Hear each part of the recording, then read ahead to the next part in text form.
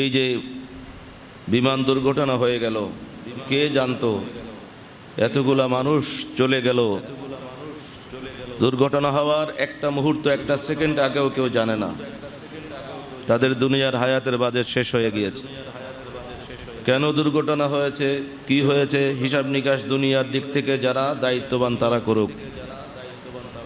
আর আমরা এতটুকুন জানি, যার হায়াত যতটুকুন তার চাইতে বেশি বাঁচবে না। তো আল্লাহ তাআলার পক্ষ থেকে হায়াত যার যতটুকুন ছিল কেউ জানে না। স্কুলের ভিতরে অ্যাক্সিডেন্ট হলো, স্টুডেন্ট মারা গেল, কিন্তু গার্ডিয়ান দেখা যায় নিজের সন্তানকে আনতে গিয়ে সন্তান বেঁচে আছে, আর গার্ডিয়ান অভিভাবক মা বাবা বেঁচে নাই। তো এই যে কঠিন একটা মুহূর্ত, সন্তানদের যে অবস্থা, আগুনের কুণ্ডলীর মধ্য থেকে বের হয়ে সমস্ত শরীর ঝলসে গিয়েছে, সোশ্যাল মিডিয়ায় যেগুলো দেখা যায়, আমার শরীরের ভিতরে পশম দাঁড়িয়ে যাচ্ছে, চোখে পানি চলে আসে। এই রকম কঠিন মুসিবত যখন আসে, তখন অন্য বান্দারাও যারা মুসিবতে পড়েছে তারা তো আল্লাহকে ডাকেই, অন্যরাও তখন আল্লাহকে ডাকে। কিন্তু আল্লাহ তাআলার নিয়ামত যে আমাদের জন্য সুস্থ আছি, সময় আছে, ফুরসত আছে, সব আছে, আল্লাহকে ডাকতে চাই না। আল্লাহ রসুলের পথ থেকে উল্টা পথে চলতে চাই। আল্লাহ তাআলা যেন আমাদেরকে সহি বুঝ, পরিপূর্ণ হেদায়েতের বুঝ সবাইকে নসিব করেন, বলেন আমিন।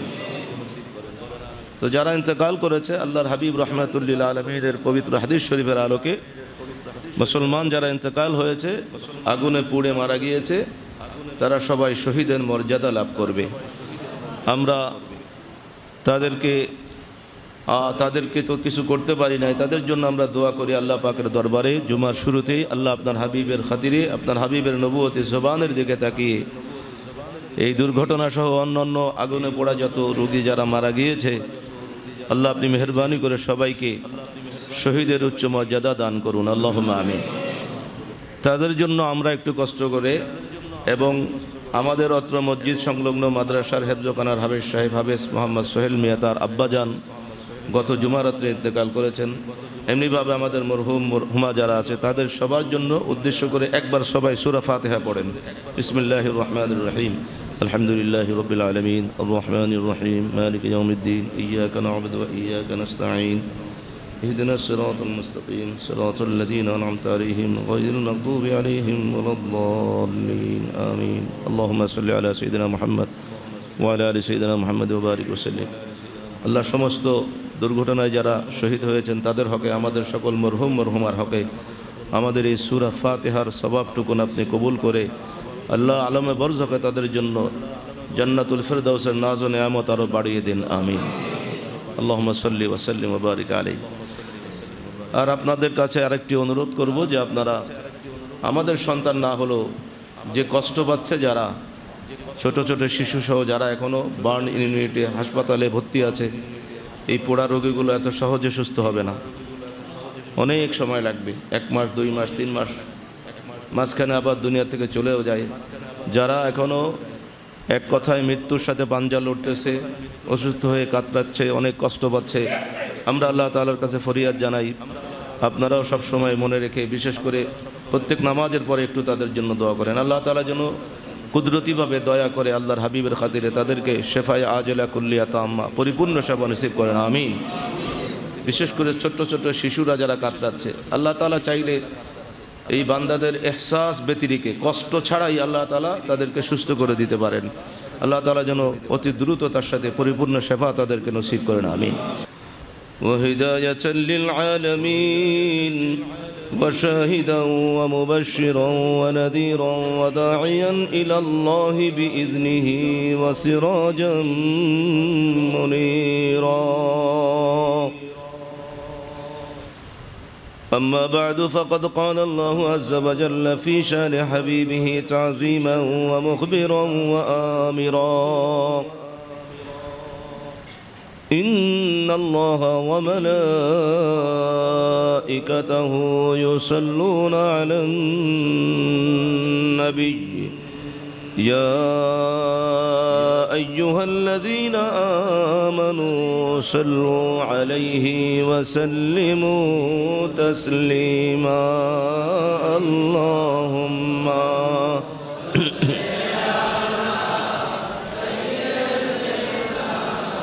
مولانا محمد وعلى آل سيدنا মাশাআল্লাহ আরো একটু মহব্বতের সাথে পড়ুন আল্লাহুম্মা সাল্লি আলা মাওলানা মুহাম্মদ ওয়া আলা আলি সাইয়্যিদিনা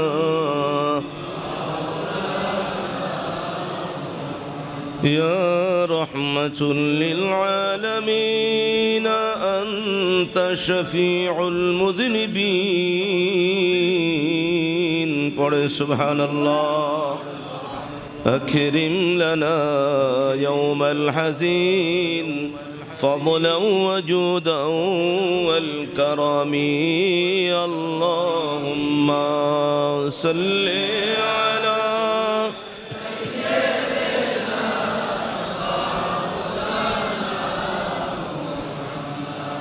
وعلى آل سيدنا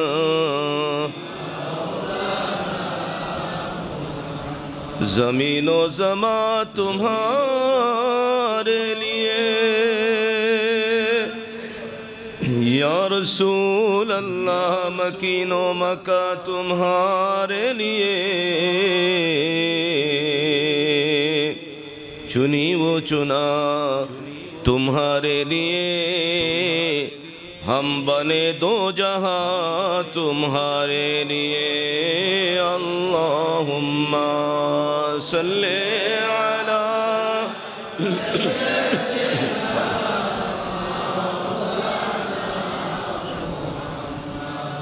व अला आली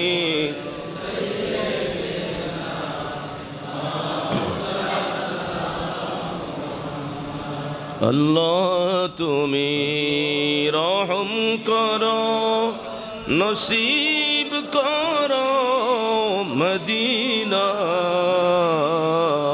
अल्लाह तुमी दया नसीब मदीना मोदर नूर नबी जी के ना देखैया कब्र देशे नियाना अल्लाहुम्मा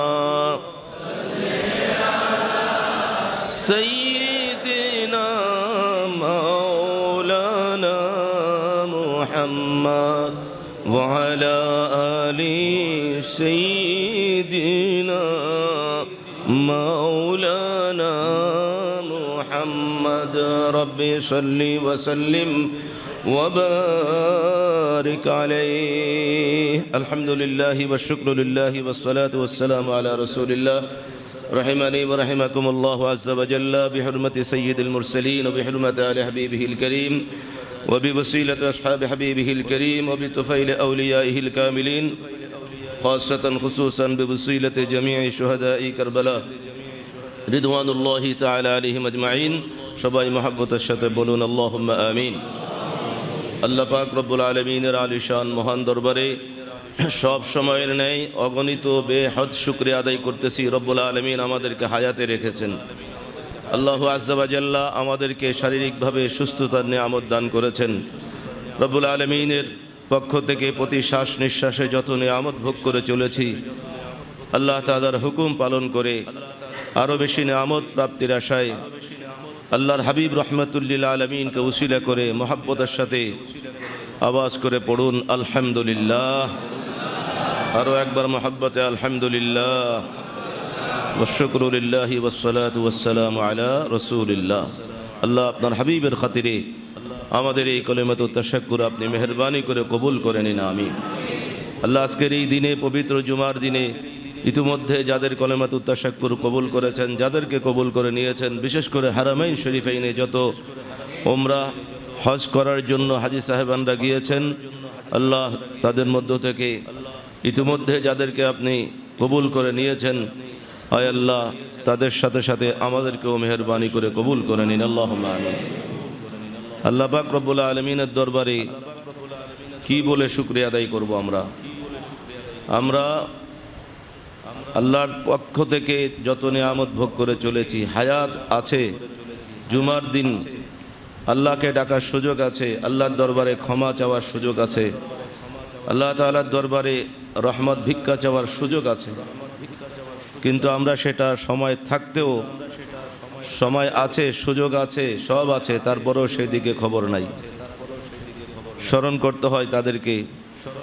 এই যে বিমান দুর্ঘটনা হয়ে গেল, কে জানতো এতগুলা মানুষ চলে গেল? দুর্ঘটনা হওয়ার একটা মুহূর্ত, একটা সেকেন্ড আগেও কেউ জানে না তাদের দুনিয়ার হায়াতের বাজেট শেষ হয়ে গিয়েছে। কেন দুর্ঘটনা হয়েছে, কি হয়েছে, হিসাব নিকাশ দুনিয়ার দিক থেকে যারা দায়িত্ববান তারা করুক। আর আমরা এতটুকুন জানি, যার হায়াত যতটুকুন তার চাইতে বেশি বাঁচবে না। তো আল্লাহ তাআলার পক্ষ থেকে হায়াত যার যতটুকুন ছিল কেউ জানে না। স্কুলের ভিতরে অ্যাক্সিডেন্ট হলো, স্টুডেন্ট মারা গেল, কিন্তু গার্ডিয়ান দেখা যায় নিজের সন্তানকে আনতে গিয়ে সন্তান বেঁচে আছে, আর গার্ডিয়ান, অভিভাবক, মা বাবা বেঁচে নাই। তো এই যে কঠিন একটা মুহূর্ত, সন্তানদের যে অবস্থা, আগুনের কুণ্ডলীর মধ্য থেকে বের হয়ে সমস্ত শরীর ঝলসে গিয়েছে, সোশ্যাল মিডিয়ায় যেগুলো দেখা যায়, আমার শরীরের ভিতরে পশম দাঁড়িয়ে যাচ্ছে, চোখে পানি চলে আসে। এইরকম কঠিন মুসিবত যখন আসে, তখন অন্য বান্দারাও যারা মুসিবতে পড়েছে তারা তো আল্লাহকে ডাকেই, অন্যরাও তখন আল্লাহকে ডাকে।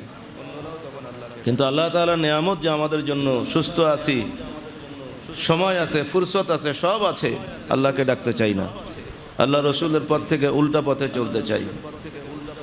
আল্লাহ তাআলা যেন আমাদেরকে সহি বুঝ, পরিপূর্ণ হেদায়েতের বুঝ সবাইকে নসিব করেন, বলেন আমিন।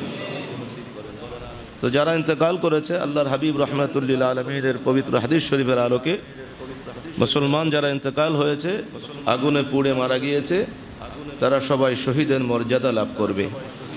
আমরা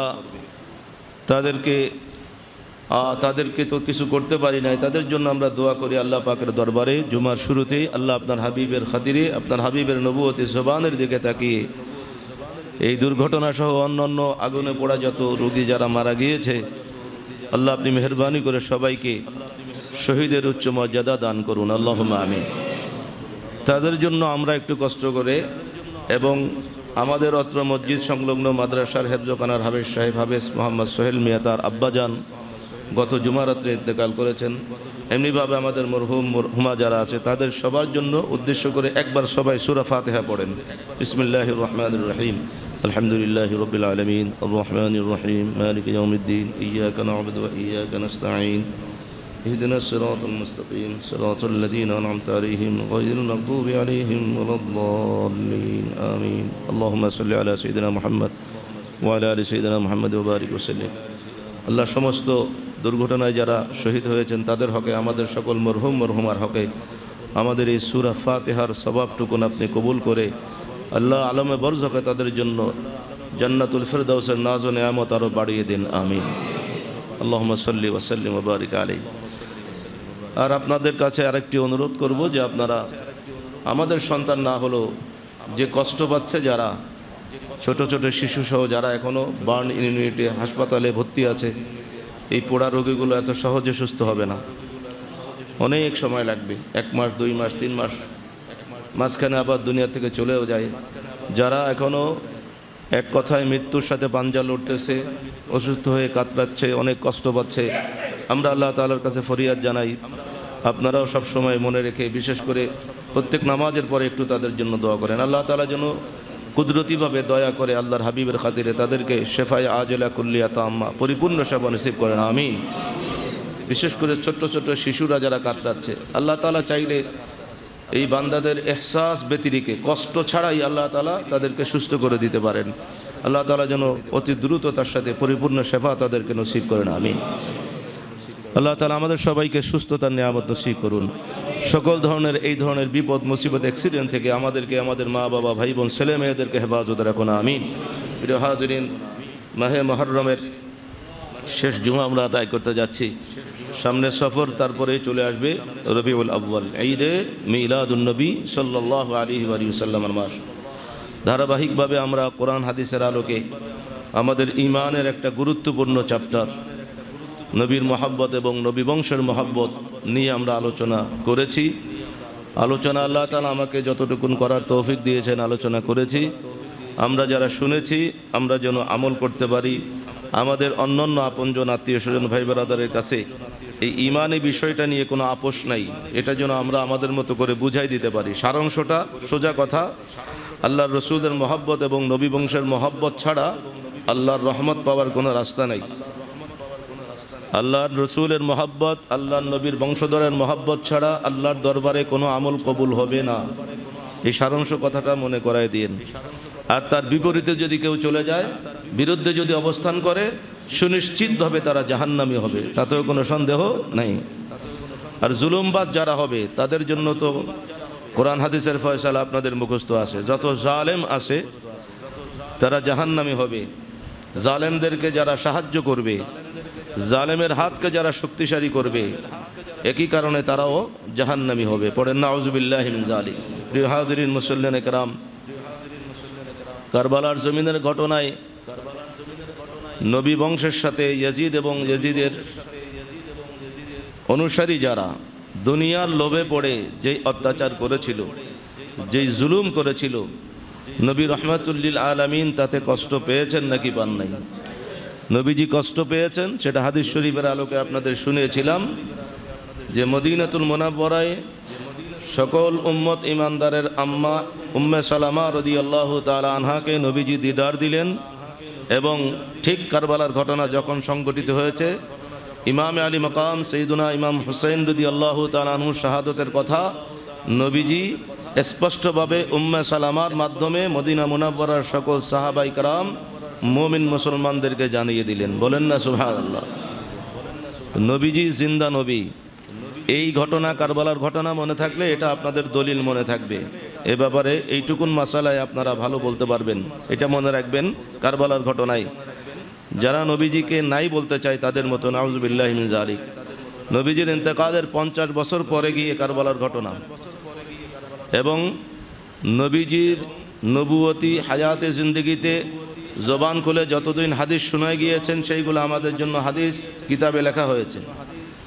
কিন্তু এই হাদিস যেটা আছে উম্মে সালমা রাদিয়াল্লাহু তাআলা আনহার হাদিস, এবং মক্কাতুল মুকাররমায় সাহাবায়ে কেরামের মধ্যে সবচাইতে বড় মুফাসসির, রইসুল মুফাসসিরিন, মুফাসসিরদের প্রিন্সিপাল যিনি ছিলেন সাইয়্যিদুনা আব্দুল্লাহ ইবনে আব্বাস রাদিয়াল্লাহু তাআলা আনহুমা, নবীজির আপন চাচাতো ভাই, তিনিও নবী বংশ। তার মাধ্যমে আল্লাহর হাবিব মক্কা মুকাররমার সকল ইমানদার সবাইকে জানিয়ে দিয়েছিলেন, এবং সেই হাদিস কিতাবে লেখা হয়েছে। তো নবীজির ওফাত মোবারকের পরেও উম্মতকে নবীজি 50 বছর পরে হাদিস উপহার দিয়েছেন। বলেন না সুবহানাল্লাহ। সেই হাদিসের কিতাবে হাদিস পড়তেছে মৌলভী সাহেবরা, পরিচয় মুহাদ্দিস, আবার কয় নবীর কিছুই নাই।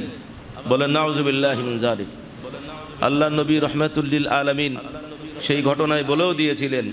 উম্মে সালামা রাদিয়াল্লাহু তাআলা আনহা যখন বলতেছিলেন, ইয়া রাসূলুল্লাহ, এই অবস্থায় আপনাকে কেন দেখতেছি, তখন আল্লাহর হাবিব বলেছিলেন, আলেম ওলামায়ে কেরাম মনে রাখেন, না হলে রেকর্ড করে রাখেন, ওই বাক্যটা নবীজির জবান মুবারক থেকে যে হাদিসটা বের হয়েছে, নবী বলেছিলেন, শাহিদতু কতলাল হুসাইনি আনিফান আও কামা ক্বালা রাসূলুল্লাহ, পড়েন সাল্লাল্লাহু আলাইহি ওয়াসাল্লাম। বলেছিলেন উম্মে সালমা, এই মাত্র আমি কারবালার জমিনে হাজির থেকে আমার হুসাইনের শাহাদতটাকে প্রত্যক্ষ করে এসেছি। বলেন সুবহানাল্লাহ। এখন একবারে আনিফান শব্দ।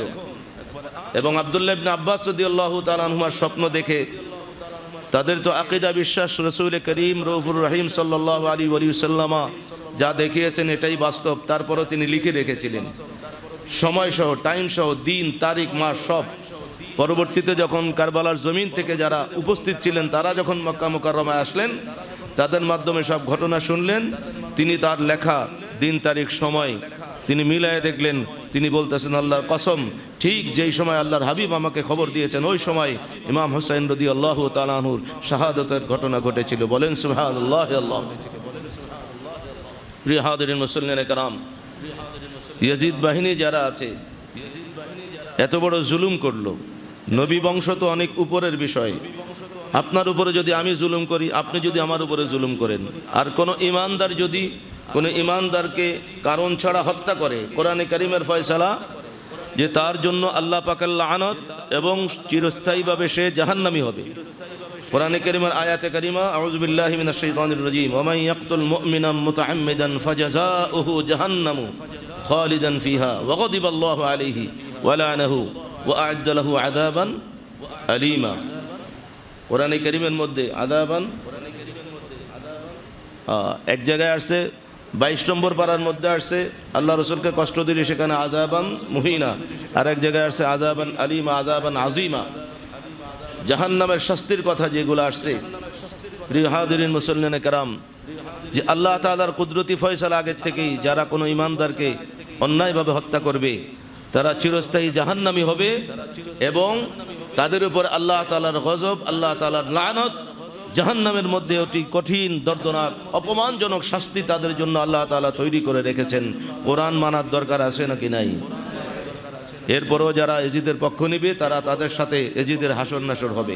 এটা আমাদের গায়ের জোরের ফতুয়া না, এটা আল্লাহ রসুলের ফতুয়া। আল্লাহ রসুল বলে দিয়েছেন, দুনিয়ার জমিনে যার অন্তরে যার ভালোবাসা থাকবে হাসরের ময়দানে সে তারই সাথে থাকবে। এজিদের ভালোবাসা যার সাথে যার অন্তরে আছে সে এজিদের সাথে থাকবে, ফয়সালা আগের থেকে করা আছে। নবী বংশের ভালোবাসা যার সিনার মধ্যে কোরআন হাদিসের আলোকে থাকবে, ফয়সালা আগের থেকে আছে, তারা নবী বংশের সাথে হাসরের ময়দানে আল্লাহ পাকের আরশের ছায়াতলে জায়গা পাবে। বলেন না সুবহানাল্লাহ। ইয়াজিদ যে জুলুম করেছিল কোনো সন্দেহ আছে নাকি? এবং ইয়াজিদের বিষয়ে সংক্ষেপে আজকে এতটুকুন জানেন, শুধু কারবালার জমিনের ঘটনা নয়, যারা বেশি আল্লাহওয়ালা হতে চায়, হ্যাঁ, আল্লাহ রসুলের বংশধরের চাপ্টার যাদের কাছে বেশি গুরুত্ব নাই, কিন্তু আল্লাহ তাআলার গুরুত্ব তো সবার কাছে আছে। আল্লাহকে খুশি করতে চায় যারা, বাইতুল্লাহ শরীফের মহব্বত, খানায়ে কাবার মহব্বত, মসজিদে নববীর মহব্বত তো সবার কাছে আছে নাকি নাই? ঘটনা ইতিহাস জেনে তারপরে যেন মৌলভী সাহেবরা কথা বলে, আপনারা এগুলো একটু জেনে মনে রাখবেন, পরিবার পরিজনের সাথে শেয়ার করবেন। এমন পাপিষ্ট মলউন ছিল এই ইয়াজিদ। যখন কারবালার ঘটনা সংঘটিত হওয়ার পরে মক্কা শরীফ, মদিনা শরীফের সকল সাহাবাই কারাম, সকল তাবিঈনগণ যখন ঘৃণা ভরে ইয়াজিদকে প্রত্যাখ্যান করলেন, তখন এটি খবর যাওয়ার পরে ইয়াজিদ মদিনা মুনাওয়ারায় 2 বছরের মাথায় গিয়ে আবার হামলা করলো, মক্কাতুল মুকাররমায় হামলা করলো এবং মদিনাত মুনাওয়ারায় আলিয়াযুবিল্লাহ নাউযুবিল্লাহ মিন যালিক নবীজির 700 সাহাবাই کرام, বড় বড় মুরব্বী সাহাবাই کرام সহ 10,000 তাবিন মুমিন মুসলমানদেরকে হত্যা করেছিল, শহীদ করেছিল এবং সেই মদিনা মুনাওয়ারার পর্দানসীন মা বোনদের ইজ্জত লুণ্ঠন করেছিল। বলেন না নাউযুবিল্লাহ মিন যালিক। মসজিদে নববীতে তাদের ব্যবহৃত গাধাগুলো, তাদের ব্যবহৃত উটগুলো, ঘোড়াগুলো মসজিদে নববীতে বেঁধে সেখানে প্রস্রাব পায়খানা করিয়েছে, আজান হতে দেয় নাই, নামাজ হতে দেয় নাই। আলেম হলে জেনে শুনে কথা বলতে হবে। এই ইয়াজিদের গোষ্ঠীরা যে ঘটনা সংঘটিত করেছে, পৃথিবীর সকল ইতিহাসের গ্রন্থের মধ্যে, মুসলমানদের ইতিহাসের গ্রন্থের মধ্যে শত শত ভাষার মধ্যে সেগুলা অনুবাদ হয়েছে। বাংলাদেশের জমিনে আল বাদায়া ওয়ান নিহায়া ইসলামিক ফাউন্ডেশন থেকে আরবি কিতাব বাংলা অনুবাদ হয়েছে, সেখানেও আছে। ওয়াকিয়ায়ে হারারা বলা হয়, হারারার ঘটনা মদিনাতুল মুনাওয়ারায় আর কখনো হয় নাই, আগেও হয় নাই, কিয়ামত পর্যন্ত হবে না। এমন ঘটনা ঘটেছে, এমন ঘটনা ঘটিয়েছে ওই ইয়াজিদের গোষ্ঠীরা, এমন অত্যাচার চালিয়েছিল, মসজিদে নামাজ পড়ার কোনো পরিবেশ তো ছিল না। 3 দিন যাবৎ মসজিদে নববীতে আজান হতে দেয় নাই। বলেন না নাউযুবিল্লাহ। আজান যেখানে হয় নাই সেখানে নামাজ আছে নাই, নিজেরাও পড়ে নাই, কাউকে মসজিদে নববীতে আসতে দেয় নাই। গোটা মসজিদে নববী সহ রিয়াজুল জান্নাহ সহ সব তারা তাদের ব্যবহৃত পশু দিয়ে প্রস্রাব পায়খানা করেছিল। এরকম অবস্থার মধ্যে জলিলুল কদর বড় সিনিয়র তাবিঈন সাঈদ ইবনে মুসাইয়্যিব রাদিয়াল্লাহু তাআলা আন, তিনি সহ্য করতে না পেরে তিনি পাগলের বেশ ধারণ করলেন। পাগল বেশ ধারণ করলেন, পাগলকে তো কেউ মারে না, তারপরও আল্লাহর হাবিবের দরবারে যাবেন, নবীর রওজা পাকের সামনে গিয়ে অন্তত একটু পরিষ্কার করবেন। তিনি পাগল বেশে গিয়েছিলেন, তাকেও ইয়াজিদের গোষ্ঠীরা ধরেছিল। তখন তার হালত অবস্থা দেখে অন্যরা বলেছিল তো পাগল হয়ে গেছে, ওটা কি করবা, ছেড়ে দাও। ওনার কাছে একটু কাপড়ের টুকরার মতো ছিল, এইগুলো দিয়ে পানি যতটুকুন পেরেছেন তিনি পরিষ্কার করেছেন আর চোখের পানি ঝরিয়েছেন। তিনি বলেছিলেন যে এই ইয়াজিদের গোষ্ঠীরা তো প্রকাশ্যে আজান হতে দেয় নাই, নামাজের কোনো খবর নাই। এই অবস্থার মধ্যে প্রতিটা ওয়াক্ত যখন হতো আমি রাসূলের রওজা পাক থেকে স্পষ্ট আজান এবং নামাজের আওয়াজ পাইতাম। বলেন সুবহানাল্লাহ আল্লাহ। এবং সেখান থেকে আমি শুনে আমি পাগল বেশে নামাজ আদায় করতাম। প্রিয় হাজিরিন, এরপরও যারা ইয়াজিদের পক্ষ নিতে চায় অবশ্যই ফয়সালা আল্লাহ পাকের পক্ষ থেকে তাদের জন্য রয়েছে। তারপরে বাইতুল্লাহ শরীফের পরের বছর হামলা হলো। আব্দুল্লাহ ইবনে জুবাইর রাদিয়াল্লাহু তাআলা আনহু দায়িত্বে ছিলেন। এই জায়গায় হামলা হওয়ার পরে সেখানেও সাহাবায়ে কেরামদেরকে শহীদ করলেন, অনেক তাবিঈনদেরকে শহীদ করে দিলেন এবং বাইতুল্লাহ শরীফ হামলা করে পৃথিবীর ইতিহাসে তার আগে যা কখনো হয় নাই এই রকম ঘটনা সে ঘটালো। বাইতুল্লাহ শরীফের গিলাফে আগুন জ্বালিয়ে দিয়েছিল। বলেন না নাউযুবিল্লাহি মিন যালিক। পাপিষ্ঠ ইয়াজিদ এবং ইয়াজিদের গোষ্ঠীর পরিণতিটাও সেরকম হয়েছিল। ইতিহাস আপনারা ছোট্ট করে যদি জানতে চান জানতে পারবেন। ওই ইতিহাসগুলো দেখেন যে আল্লাহ পাকের বিচার তো আছে, সীমা লঙ্ঘন যখন হয়ে যায় আল্লাহ তাআলা দুনিয়ার মধ্যে কিছু বিচার দেখায় দেন, আছে না নাই? ফেরাউনের বিচার দুনিয়া হয় নাই, কারুনের বিচার দুনিয়া হয় নাই। এভাবে কোরআনে কারীমের মধ্যে যেই ঘটনাগুলো অন্যান্য নবী রসুলদের ব্যাপারে আছে, আমাদের রসুলের উম্মতের মধ্যেও আমরাও চোখে চোখে দেখি। জুলুম করতে করতে বড় জালেমের খাতায় যখন নাম উঠে যায় ওই জালেমের উপরে আর এক জালেম আইসা তাকে শেষ করে দেয়, আছে না নাই? কোরআনে কারীম থাকতেই হবে। কালকেও কোরআন শরীফের আয়াত পড়লাম, আল্লাহ তাআলা কুদরতি ফয়সালা জালেম যারা আছে বিভিন্নভাবে ডানে বামে সামনে পিছনে মানুষের উপরে আপনজনের উপরে জুলুম করে, যখন এই জালেমদেরকে উপরে আল্লাহ তাআলা আর এক জালেম গোষ্ঠীকে তাদের উপরে প্রতিনিধিত্ব দান করে দেন, ওই জালেমরা তাদেরকে আবার শেষ করে দেয়। এই একইভাবে ইয়াজিদের গোষ্ঠীর ঘটনা সেই রকম হয়েছিল। এই ঘটনার পরে মুখতার সাকাফি নামক একজন বাদশাহ সেখানে দায়িত্ব পাইলেন। ওই এলাকার গভর্নর হিসেবে দায়িত্ব পাওয়ার পরে তিনি প্রথমে অনেক ভালো ছিলেন, ভালো আমল করেছিলেন। তিনি তখন ওই এলাকার দায়িত্ব পাওয়ার পরে দামেস্ক এবং কুফা, ইরাক সহ যত জায়গায় ইয়াজিদ বাহিনী যারা ছিল তাদের লিস্ট ছিল। সেই সময় নগদে মানুষ জানতো ইয়াজিদের বাহিনী যারা ছিল যেখানে ছিল এগুলাকে তালাশ করে তন্ন তন্ন করে বের করে বলেছিল, ওপেন ডিক্লার ছিল, যেখানে পাবে সেখানে তাদেরকে হত্যা করো। এবং হত্যা করার ঘটনাগুলো ইতিহাসের মধ্যে বড় করুণভাবে তাদের মৃত্যু হয়েছিল। এইভাবে ওই বাদশার সামনে যখন এনেছে, ওই বাদশার অর্ডারের মধ্যে কাউকে ধরার পরে গ্রেফতার করা হয়েছে, হাত কাটা হয়েছে, পা কাটা হয়েছে, এইভাবে তারপরে কাটার পরে আবার আগুন দিয়ে জ্বালাই দেওয়া হয়েছে। পড়েন না নাউজুবিল্লাহ। এইভাবে হত্যা করা হয়েছে একের পরে এক। যখন যেখানে পাওয়া গিয়েছে সেখানে নির্মমভাবে দুনিয়া থেকে তাদের চলে যাওয়া লাগছে। মুখতার সাকাফি এইভাবে এমন একজনকে তার সামনে এনে কতল করেছিল। তার আগে তার সন্তানকে মুখতার সাকাফি তার ঘরের ভিতরে এনে আটকে রেখেছিল। তার বাবা যেই ব্যক্তি ইমাম হুসাইন রাদিয়াল্লাহু তাআলা আনহুর দিকে প্রথম তীর নিক্ষেপ করেছিল, তীর নিক্ষেপ করে নবী বংশের কলিজার টুকরার ভিতরে যখন বিদ্ধ করেছিল, তার প্রতি তার এমন বেশি আক্রোশ ছিল, তাকে ধরে গ্রেফতার করে আনতে বলা হয়েছে। তার আগেই তার সন্তানকে রাখা হয়েছে। তাকে যখন গ্রেফতার করা হয়েছে তাকে হত্যা করা হয়েছে।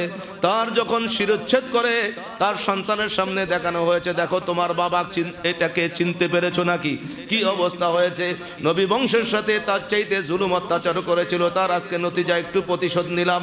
এভাবে বলার পরে ওই ছোট্ট বাচ্চাও বলতেছিল যে হ্যাঁ আমারও তো অবস্থা একই হবে। এরপরে তাকেও কতল করা হয়েছিল। উপস্থিত যারা ছিলেন তারা বলেছিলেন, হুজুর ওকে কতল করলেন, এ তো ছোট মানুষ, সে তো যুদ্ধে যায় নাই। বলেছিলেন, আরে আমি ওকে কতল করেছি নবী বংশ ইমাম হুসাইন রাদিয়াল্লাহু তাআলা আনহুর হত্যার বদলা নিলাম।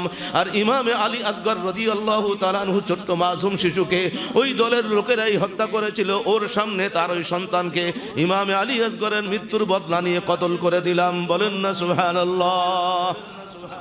আল্লাহ তাআলার ফয়সালা ইতিহাস দেখলে দেখা যায় কঠিনভাবে কারো চোখ অন্ধ হয়ে গিয়েছিল, কারো চেহারা কুৎসিতভাবে ওই ঘটনার পর থেকে কালো হতে হতে শেষ। এজিদের চেহারা কুৎসিত কালো হয়ে গিয়েছিল।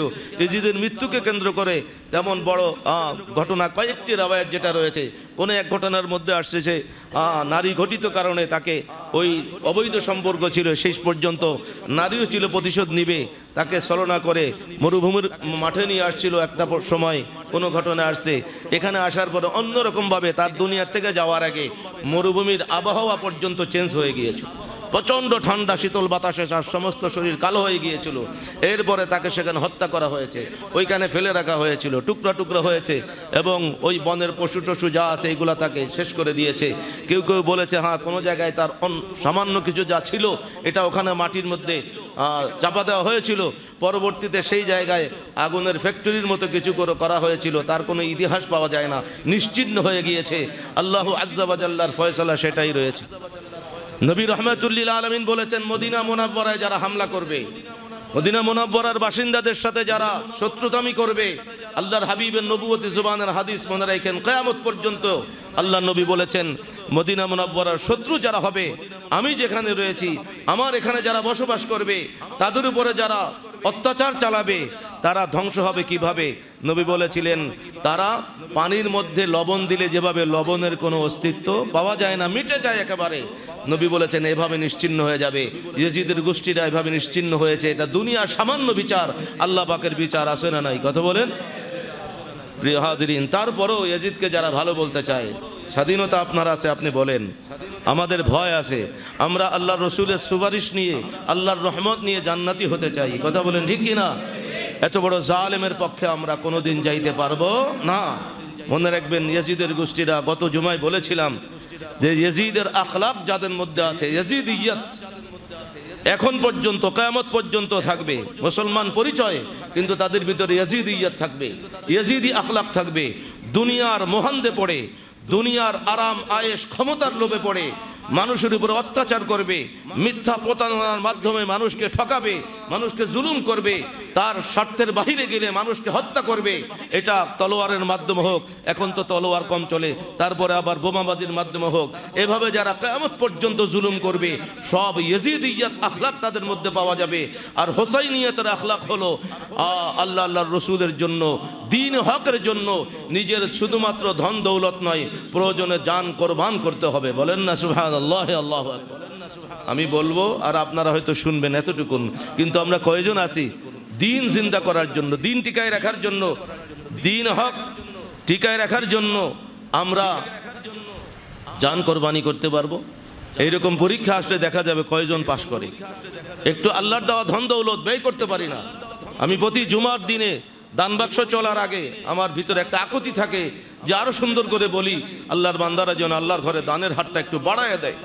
যাদেরকে আল্লাহ তাআলা কোটি কোটি টাকা সম্পদ দিয়েছেন তারাও যদি 20টা টাকা দান করেন কেমন লাগে? আল্লাহর ঘরে কোথায় যাবেন টাকা পয়সা নিয়ে? দেখেন না বিমান দুর্ঘটনার ঘটনা কি হয়েছে, গেল বিমান দুর্ঘটনা, তার পরের দিন আবার উত্তরবঙ্গের মধ্যে নাটোরের দিকে বোধহয় অসুস্থ আপনজন আত্মীয় স্বজনকে দেখতে গেল, এক গাড়িতে যে কয়েকজন ছিল সবাই সে জায়গায় শেষ হয়ে গেল। কথা বলেন, এইরকম মৃত্যু আমাদের সামনে প্রতিদিন আমরা দেখতেছি। এরপরও আল্লাহর হুকুম, আল্লাহর রসুলের ফরমান মোটেই ভুরুক্ষেপ নাই যে ধন দৌলত শুধু পকেটে থাকবে, আঁকড়ে ধরবো, আরো যত আছে আরো নিব, সব থুয়ে যে চলে যেতে হবে। এবং কবর থেকে যেটা আমি নিয়ামত হিসেবে পাবো, দুনিয়ায় রেখে গেলাম সব বাকির খাতায় চলে গেল জায়গা মতো রাখতে না পারলে। আর যেটা আমি আল্লাহ রসুলের ফরমান অনুযায়ী দ্বীন হক জিন্দা করার জন্য, আল্লাহ রসুলের ফরমান অনুযায়ী সদকায়ে জারিয়া পাওয়ার জন্য যেখানে আমার খরচ করার কথা ছিল সেখানে আমি কোটি টাকা খরচ করতে পারি, 1000 টাকা সেখানে আমার হাত থেকে বের হয় না। কোথায় যাবেন? আফসোস এইরকম ধনী ব্যক্তিত্বের জন্য, তাদের ধনের উপরে বড় আফসোস হয়। কারণ আফসোস আমি করি নাই, আমি আফসোস করলে কি হবে? আপনার আমার নবী রহমাতুল্লিল আলামিন বড় আফসোস করেছেন, বড় আফসোস করেছেন এইরকম ধনী ব্যক্তিদের জন্য, যে যারা এইভাবে ধন সম্পত্তি অর্জন করে সব রেখে চলে গেল, আল্লাহ রসুলের রাস্তায় খরচ করতে পারলো না। আখিরাতের ময়দানে এমন হবে এগুলা যে তাদের কোনো কিছু থাকবে না। যখন এত কিছু ছিল, দুনিয়ার ধন দৌলত ছিল, নেক আমল করার মতো একটা ক্ষেত্র আসে, মসজিদের দান বাক্স সহ মসজিদে আসতে যাইতে মসজিদের গেটে গরিব দুঃখী থাকে, আত্মীয় স্বজন, সেইখানে আমরা ব্যয় করতে পারি না। শুধু জমা করব, শুধু জমা করব। আল্লাহর ওয়াস্তে আল্লাহর হুকুম পালন করেন। আল্লাহ আজ্জা ওয়া জাল্লা বলেছেন, আমার দেওয়া রিজিক, আমার দেওয়া দৌলত আমার রাস্তায় খরচ করে আয়। আল্লাহ তাআলা বান্দাকে কত ভালোবাসেন। আবার বললেন, এটা আমার জন্য নয়, তোর নিজের জন্য। ওমা তুকদ্দিমু লিআনফুসিকুম মিন খায়রিন, কল্যাণ হালাল ইনকাম থেকে, আবার হারাম থেকে নয়, হালাল ইনকাম থেকে। আল্লাহ তাআলা বলতেছেন, তোমরা তোমাদের নিজের জন্য আগে ভাগে তোমরা খরচ করে আসো। এবং আল্লাহ তাআলা এরপরেই বললেন যে খরচ হয়ে যাবে মনে হবে না, এটা তোমার জন্য জমা, তাজিদুহু ইনদাল্লাহ। অবশ্যই আল্লাহ তাআলা গ্যারান্টি দিয়ে তোদেরকে জানাই দিই, এটা তুই আসল জায়গায় কবরে, হাসরে, নাসরে, কিয়ামতে তুই তোর নিয়ামত হিসেবে পেয়ে যাবি। বলেন না সুবহানাল্লাহ।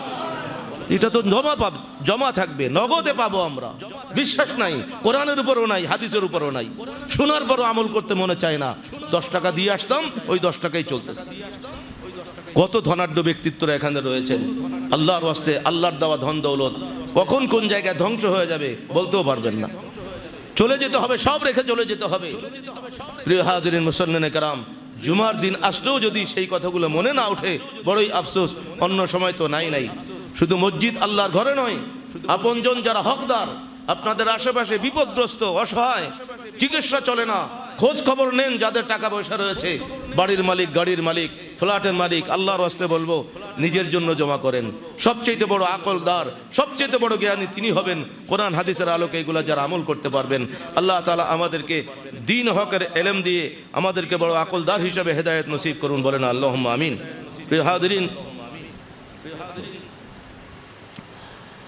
ইয়াজিদের ঘটনার পরে ইয়াজিদিয়ত এবং হুসাইনিয়ত যেটা বলেছিলাম গত জুমায়, এই ঘটনা আর একটু উল্লেখ করে দিলাম।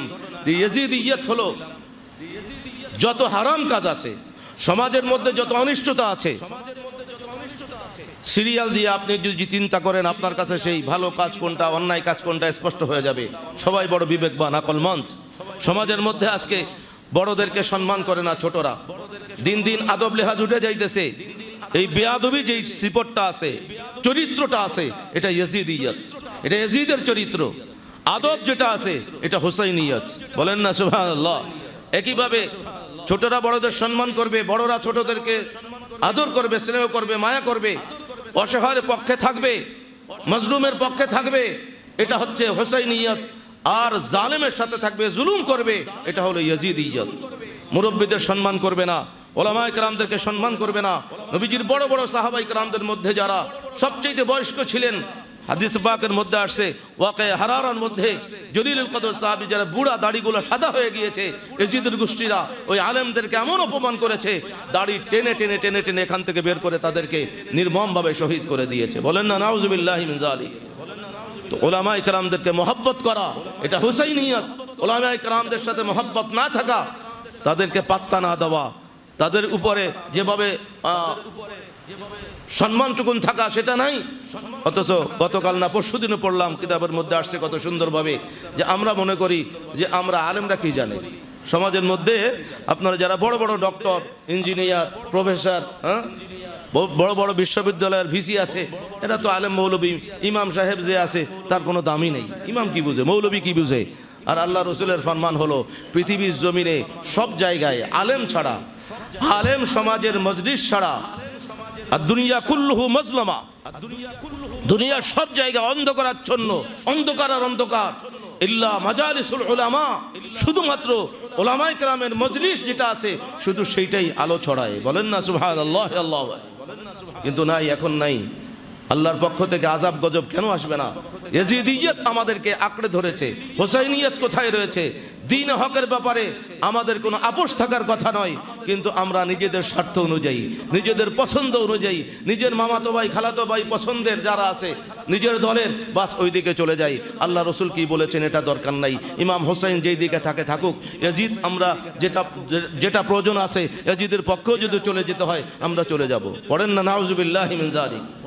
প্রিয় হাজিরিন মুসল্লিন একরাম, আল্লাহর ওয়াস্তে ইয়াজিদিয়ত বলেছিলাম, ইয়াজিদি চরিত্র থেকে নিজেকে মুক্ত করুন, নিজের পরিবার পরিজনকে ইয়াজিদি আখলাক থেকে পবিত্র করুন, মুক্ত করুন, এবং হুসাইনিয়ত যেটা রয়েছে, নবী বংশের আখলাক চরিত্র যেটা রয়েছে, দ্বীন হকের উপরে নিজের জান মাল কোরবান করুন। আল্লাহু আজ্জা ওয়া জাল্লার দরবারে ফরিয়াদ করুন, মাওলা আমাদেরকে হুসাইনিয়তের মধ্যে তুমি কবুল করে নাও, বলেন আমিন। প্রশ্ন করা হয়েছে যা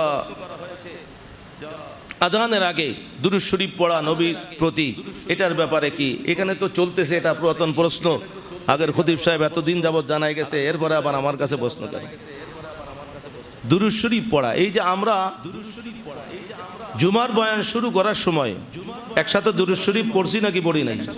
আচ্ছা, দুরূদ শরীফ পড়লেন, তারপরে আবার আল্লাহ তুমি রহম করো, নসিব করো মদিনা, পড়ছেন নাকি পড়েন নাই? এখন কেউ যদি তালাশ করে দলিল, হুজুর এই যে আল্লাহ তুমি রহম করো, নসিব করো মদিনা, এটা সাহাবায়ে কেরাম কোন জায়গায় বলছিলেন? এটা খুঁজে পাবেন নাকি আপনারা? মদিনা মুনাওয়ারায় আল্লাহ নবী রহমাতুল্লিল আলামিন বলেছেন, চাইলে আল্লাহর কাছে চাইও আমার শহর মদিনা মুনাওয়ারা নূরের শহরে মৃত্যুটা চাইও, বলেন না সুবহানাল্লাহ। মদিনা শরীফে থাকলে মদিনা শরীফের যত ফজিলত আছে, মদিনা শরীফে হাজির হলেই ফজিলত, গুনাহ মাফ হয়ে যায়, আল্লাহ রসুলের সুপারিশ নসিব হয়ে যায়, বলেন সুবহানাল্লাহ। এই জন্য আমরা ওই হাদিসের আলোকে আমরা আল্লাহর দরবারে আমাদের মাতৃজবান বাংলা ভাষায় আল্লাহর কাছে আরজি জানাই নবীর উপরে দুরূদ শরীফ পাঠ করতেছি, কথা বলেন ঠিক কিনা? এইভাবে দুরূদ শরীফ অনেক মসজিদের মধ্যে জুমার আলোচনার আগে দুরূদ শরীফ হয়, অনেক জায়গায় হয় না। এখন এই জুমার আগে যে দুরূদ শরীফ পড়লাম, সেটা আবার কয়েকদিন পরে আবার আরেক জুমায় প্রশ্ন দিয়েন, হুজুর জুমার বয়ান করার আগে কোরআন শরীফের আয়াত পড়ে ডাইরেক্ট অনুবাদ করেন, দুরূদ শরীফ কেন পড়েন? এটা আবার কিছুদিন পরে আবার দিয়েন। দুরূদ শরীফ পড়া কখন পড়তে হয়, কখন পড়া যায় না, যারা মুরব্বিনে কেরাম তারা তো জানেনি। বিশেষ কয়েকটি জায়গা, যেই জায়গায় দুরূদ শরীফ পড়া নিষিদ্ধ রয়েছে, এই কয়টা জায়গা ছাড়া সব সময় 24 আওয়ার্স আপনি চাইলেই আল্লাহ নবীর উপরে দুরূদ শরীফ পড়বেন। আর আল্লাহ তাআলার ঘোষণা যে প্রত্যেক দুরূদ শরীফ পড়ার সাথে সাথে আল্লাহ তাআলা আপনার আমার ইজ্জতের মর্যাদা আল্লাহর দরবারে 10 গুণ বাড়ায় দিবেন, বলেন না সুবহানাল্লাহ। দুনিয়ার বাদশার কাছে, দুনিয়ার লিডারের কাছে নিজের পজিশন বাড়ার জন্য কত রকম হারাম কাজে পর্যন্ত লিপ্ত হয়ে যায়, সুদ ঘুষ সহ যা মনে চাই সব কিছু করতে পারে। আর আল্লাহর দরবারে নিজের ইজ্জতের মর্যাদা বেড়ে যাবে, এই জায়গায় যত ফতুয়া, এই জায়গায় যত কষ্ট লাগে দলিল খুঁজে, অন্য জায়গায় লাগে না। আমরা আল্লাহর দরবারে আমাদের মর্যাদা আল্লাহর দরবারে বেড়ে যাক, সেটা আমরা চাই নাকি চাই না? এটা যদি মনে থাকে তাহলে এই জবাবগুলো মনে রাখবেন। বিশেষ করে যেই সমস্ত সময় দুরূদ শরীফ পড়া যায় না, তার বিরুদ্ধে বিশেষ করে যখন আমরা হাজত সারি প্রস্রাব পায়খানা করি, সেখানে কি পড়া যাবে না? ওইখানে পড়তে পারবেন না। স্বামী স্ত্রীর যখন মিলন হয় সেখানে পড়তে পারবেন না। এরপরে আমরা আবার অনেক সময় হাঁচি দেই, হাঁচি দিলে কি পড়তে হয়? আলহামদুলিল্লাহ। ওই সময় আবার দুরূদ শরীফ পড়বেন না। হাসি দেওয়ার পরে শুধুমাত্র আলহামদুলিল্লাহ পড়বেন। এইভাবে কোরবানির পশু জবাই করার সময় বা প্রাণী জীবজন্তু যখন যেটা আমরা জবাই করে খাই, এইগুলো পড়ার সময় করা যায় না। এভাবে নির্দিষ্ট যে জায়গাগুলো রয়েছে, এই জায়গা ছাড়া সব জায়গায় আল্লাহ নবী রহমাতুল্লিল আলামিনের শানে দুরূদ শরীফ পড়া যায়। নামাজের মধ্যে আপনি যদি রুকু অবস্থায় থাকেন, সেজদা অবস্থায় থাকেন, সেখানে দুরূদ শরীফ পড়বেন না।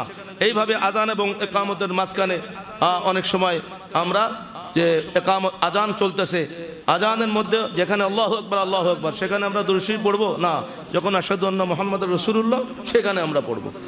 তো নির্দিষ্ট জায়গা কয়েকটি যেটা রয়েছে নিষেধ, এটা ছাড়া তো কোনো জায়গায় কোনো মৌলানা সাহেব এই কথা দেখাইতে কোনোদিন পারে নাই, পারবেও না, যে আজানের আগে যে সমাজটা আছে, আজান যখন হয় এটা কোনো হারাম সময় নয়। দুরূদ শরীফ পড়ার যে হারাম সময় আছে কিতাবের মধ্যে, বত লাগলে যদি ভিতরে থাকে আকলে আপনাকে জবাব দিয়ে দিবে, সবগুলো আমার নবীর দুরূদ সালামের দুশ্মন, নবীর মহব্বতের দুশ্মন, কথা বলেন ঠিক কিনা? এই কথাগুলো এরা ছাড়া কেউ বলতে পারে না। সেই জন্য মনে রাখবেন, নবীজির দুরূদ শরীফ আপনি পড়বেন, আমি পড়বো আমাদের ফায়দার জন্য। আমরা যদি নবীজির দুরূদ শরীফ না পড়ি, আমাদের নবীর কোনো কিছু আসবে যাবে নাকি? এমন আছে নাকি যে আমরা নবীজির দুরূদ শরীফ না পড়লে আল্লাহ রসুলের মর্যাদা কমে যাবে? নাউজুবিল্লাহ, এরকম আছে নাকি? আল্লাহ রসুলের মর্যাদা উপরে উঠাই দিয়েছেন আল্লাহ তাআলা এমনভাবে যে আল্লাহর সৃষ্টির সবার উপরে যার ইজ্জত এবং মর্যাদা, তিনি আমাদের নবী রহমাতুল্লিল আলামিন। পড়েন সুবহানাল্লাহ। আল্লাহ। তো আমরা দুরূদ শরীফ পড়বো আমাদের ফায়দার জন্য। আল্লাহ তাআলা যেন সবাইকে এইটুকুন হেদায়েতের বুঝ দান করেন।